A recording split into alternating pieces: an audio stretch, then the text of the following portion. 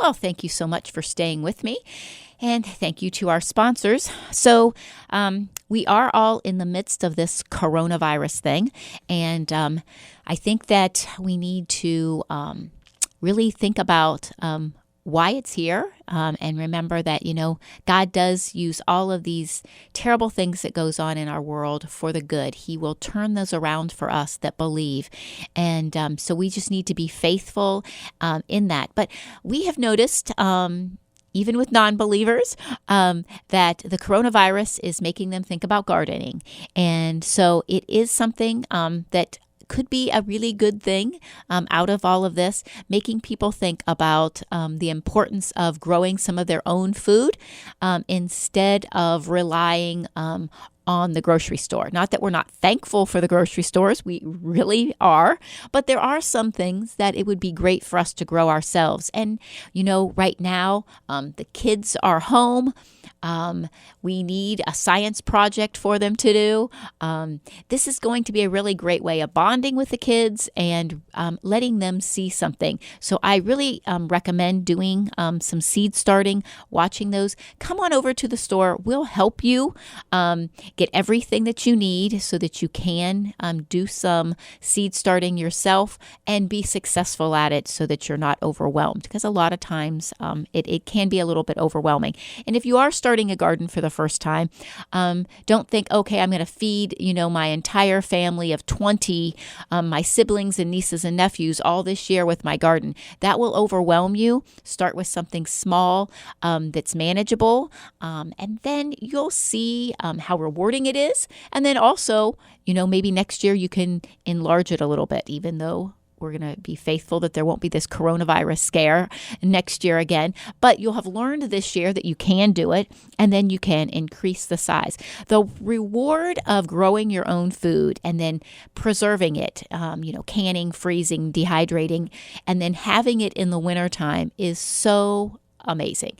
I mean, it's just so great in the middle of the winter to pull out butternut squash that we have preserved in the fall, cut up, froze, and then we can make, fresh butternut squash soup, or butternut squash raviolis, or strawberry jam from your strawberries that you grew. And we do have beautiful strawberry plants if you decide you want to do that.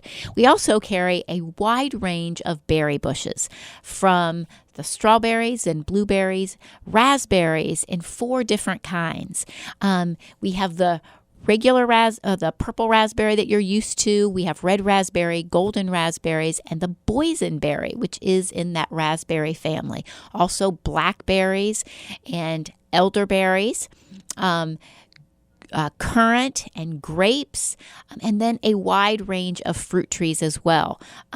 Several different apple trees, 3 different types of peach trees, 2 different types of pear trees, sweet cherry trees, sour cherry trees, apricot trees, plum trees. So if you want to have a little mini orchard, or just have a couple fruit trees, so that you can, go to the backyard and harvest an apple and eat an apple from your own tree. We have all of those things for you. So come on over to the store and we can help you make those selections. Our fruit trees are semi-dwarf, so they will fit in a small backyard.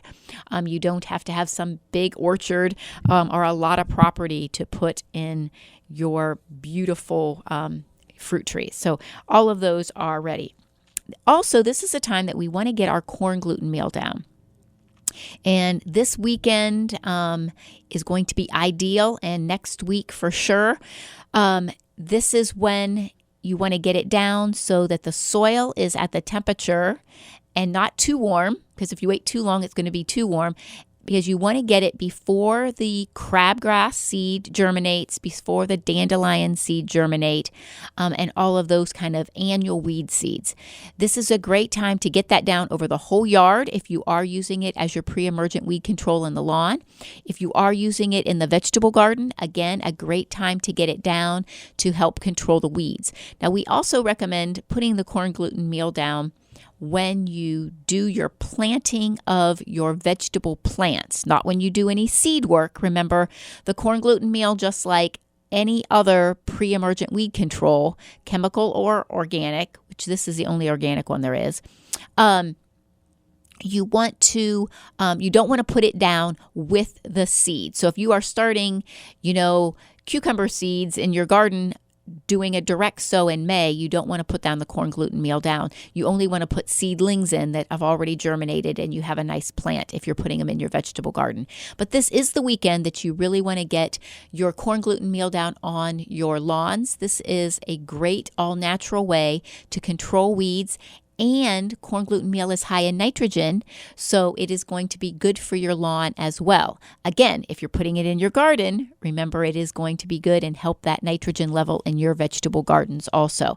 But the corn gluten meal is something that we have been selling a lot of this year. It's been such a blessing that people are really starting to think about the chemicals that they're putting on their lawn to control weeds. And this is a great way to get the lawn green, control some of those nuisance weeds that we have all been dealing with for years, especially if you have been organic and didn't know about the corn gluten meal and didn't want to use a chemical on it to control the weeds. Some of us just have a lot of weeds. So if you do have a lot of weeds, the corn gluten meal is a pre-emergent. It only stops weed seed from germinating. It's not going to kill any weeds that are already up. So if you have some perennial broadleaf weeds in your lawn, then you're going to want to use the Weed Beater FE. And we spoke about this last year on our show. Weed Beater FE, if you remember from chemistry class in high school, the FE stands for iron. And those broadleaf weeds cannot handle the iron. The grassy, the grass in your lawn is not affected at all. So you can still, it's not using it on the lawn is not going to hurt the grass at all. It's just going to kill those broadleaf weeds. So the Weed Beater FE is what you're going to want to do to control those weeds that are already there. The nice thing about this is you can do it early in the season, in the heat of the season and late in the season. So a lot of the chemicals that people use to control weeds in their lawn doesn't work at lower temperatures. And the iron is still going to overtake the plant even if it's in cooler temperatures as low as 45. So if you have a lot of weeds in your lawn and the corn gluten meal is only going to stop the ones that haven't germinated yet, you have some of those perennial weeds in your lawn, the Bonides Weed Beater FE is going to be your go-to to control those weeds in your lawn.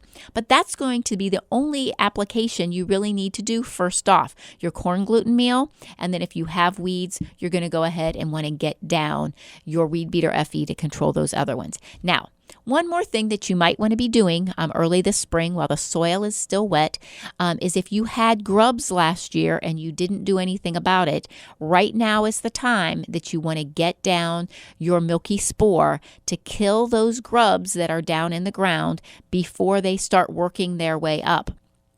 This is plenty of time to get it in. We suggest 6 to 8 weeks prior to when they're going to be doing some traveling, and this is still early enough to do that. So if you had grubs in the fall and you didn't do anything, you were just hoping that over the winter they would die, I'm going to pretty much tell you they didn't die. We didn't have that cold of a winter. And they were down too far for it, even if it did get cold. So you want to get you that milky spore down to get those grubs controlled. As they start traveling through, they're going to eat that spore and it will kill them, and you won't have that to worry about. They will add extra protein to the soil as they start their decomposition. So it's going to be really good for you. Now, today, like I said earlier in the show, is going to be the last winter indoor farmers market for the season. We spoke about the indoor farmers markets right before we went off the air in the fall because they were just getting ready to start. Our winter indoor farmers market for Stark County, we host it at the greenhouse. They start the first Saturday of November, and they run the first and third Saturday of each month through the first Saturday of April.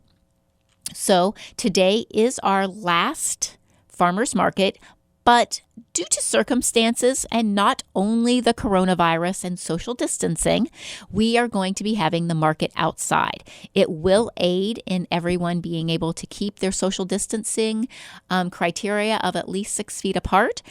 So our vendors will be spread out quite a bit throughout the parking lot. You can park if you're coming to the farmers market up by the Stark Tusk Wayne recycle bins that's at the far east side of our property, or you can park down in front of my house that is at the west side of the store, or on the other side of my house, which our property goes all the way to Broadway. So we have plenty of parking. The vendors will be spread out. There will be our produce still inside, and there might be one vendor that doesn't like the cold early in the morning, might be inside, but most of the vendors will be outside. It's going to be a great market. It's supposed to be nice today, so we're hoping that it's nice and warm and the vendors don't get cold setting up this morning. But the market starts at 10 a.m. It runs until 1 p.m. And we have some great vendors that we didn't have in the past. We have a wonderful coffee vendor, Coin Coffee, just a blessing. Amy and Jeff are just wonderful Christian people that have just become such good friends over this past season. And so they have some great coffee going on there. We also have a maple vendor, Maple Valley Farms, comes and sells all of their maple products, maple syrup, maple candy, maple covered nuts. I mean, it is just amazing. And then also the Groshenbaugh Farm, they do popcorn. So we also have maple syrup covered popcorn. Amazing. And we also have a new chocolate vendor, Bar Chocolate, BARR chocolates and confections, have been selling at the farmers market now for a few months, and they will have all of your Easter candy that you need to create those beautiful Easter baskets.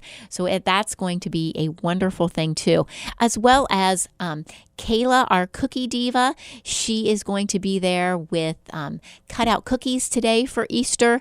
And just to let everyone know, we also have fresh hams. Our hogs were butchered earlier this week, and so we have fresh hams for all of you that want to make that great organic ham. Not too many hogs are grown on a non-GMO organic diet, but ours were.